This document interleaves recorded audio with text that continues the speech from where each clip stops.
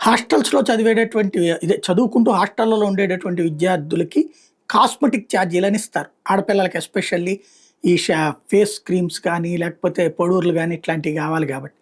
అయితే అవి వాళ్ళు వాడేసుకుంటున్నారు. ఆ తర్వాత అవి లేక ఇబ్బంది పడుతున్నారంటూ అవన్నీ తామే ఒక కిట్ ఇద్దామని భావిస్తోందట ప్రభుత్వం.